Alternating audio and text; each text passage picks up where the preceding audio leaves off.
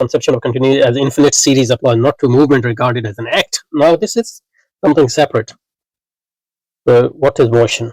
Here is coming to, and I'm not sure whether this critique can be combined with his objectivity critique of when he was talking about objectivity of nature. So anyway, the mathematical conception of continuity as infinite series applies not to movement regarded as an act. Whose act?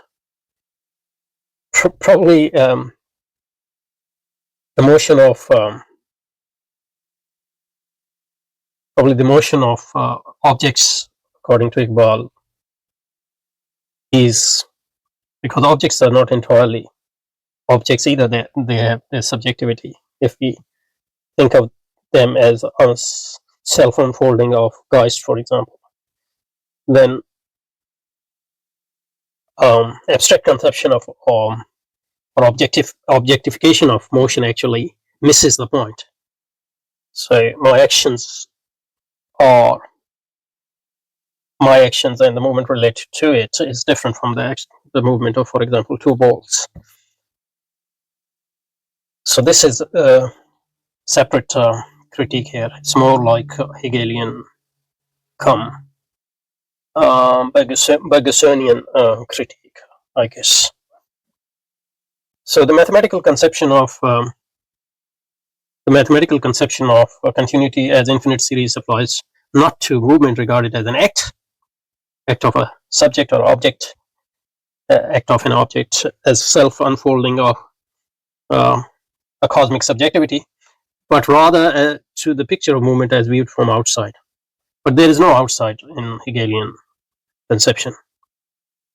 There is only one spirit which is unfolding. So objectivity has its merits, but objectivity is abstraction after all. So Russell's solution or control solutions are at most partial solutions because they don't see objects in the context of the self-unfolding of the cosmic spirit, for example. So the action, so there are two types of movements and they are different. So there is a motion. So when one move in space, position 1, 2,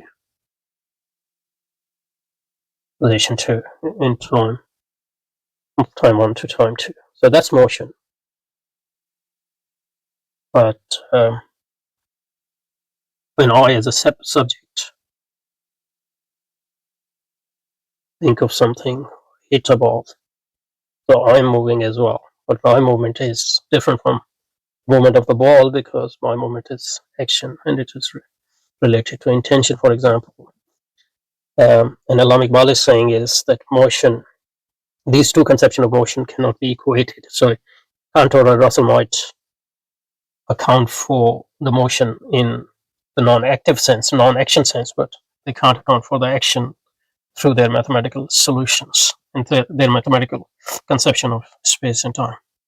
And eventually, a comprehensive conception of motion must include understanding of motion as action as well, because after all, the whole reality is a unity, is one unfolding of a cosmic spirit, for example, in this conception. Obviously, if you don't, if you live in a strict dichotomy of mind and matter, then this problem doesn't arise. But the problem is still, the problem of action is still remains as a separate problem. Right? So the act of movement, that is movement as lived and not as thought, movement lived by subject, does not have any divisibility.